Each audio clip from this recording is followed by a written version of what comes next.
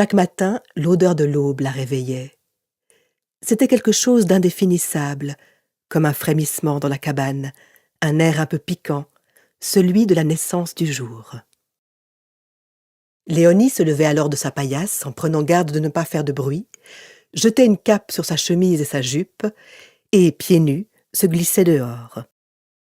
Lentement, l'aube blanchissait au-dessus de la cime des pins, et à ce moment-là, Léonie pensait encore plus fort à Pierre, son homme, à bord de la Marie-Jeanne. Même s'il lui manquait chaque jour un peu plus, elle savait que la mer tiendrait toujours la première place dans la vie de son mari pêcheur. Pierre pratiquait la traïne, la pêche à la Seine, sur les bancs de sable des Passes et le long des plages océanes, à la différence des palicaires qui ne quittaient pas le bassin. Elle était fière de lui, tout en vivant dans l'angoisse. En 1836, l'année du grand malheur, 78 pêcheurs avaient péri en mer. À leur retour, les 6 chaloupes, le jeune Saint-Paul, l'Argus, la Clarisse, l'Augustine, la jeune Aimée et le Saint-François, n'étaient pas parvenus à franchir les passes et avaient fait naufrage. Léonie avait 14 ans cette année-là, et s'était promis de ne jamais fréquenter un pêcheur tant le drame l'avait impressionnée. Las, c'était compter sans les yeux bleu foncé de Pierre, sa haute taille et son sourire. Le jour de leur rencontre, aux noces d'une cousine, Léonie avait compris qu'elle ne voudrait jamais d'un autre homme. Tant pis pour sa promesse. Elle esquissa un sourire ému.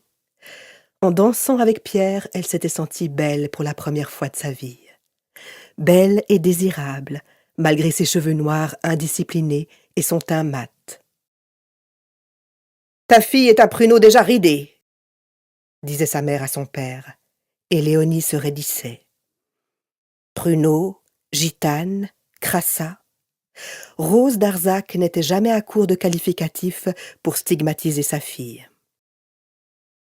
Instinctivement, Léonie se crispa, comme chaque fois qu'elle évoquait sa mère. Femme dure, ne laissant pas affleurer ses émotions, Rose inspirait de la crainte à ses enfants. Enfin, rectifia Léonie, surtout à elle et à sa jeune sœur, Eugénie. Rose était plus indulgente avec Auguste, son aîné, son unique fils.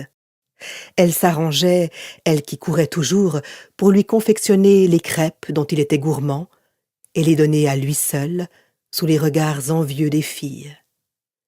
Avec le temps, Léonie avait appris à rester indifférente face à ce parti pris de favoritisme, mais Eugénie, trop petite, pleurnichait, ce qui lui valait des taloches.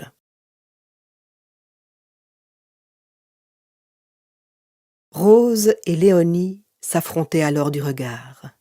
« Tu vois, » semblait dire la mère, « c'est moi la plus forte.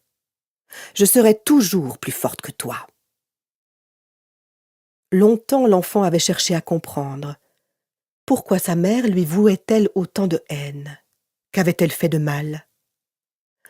Elle avait cessé de s'interroger le jour où Rose avait failli la tuer.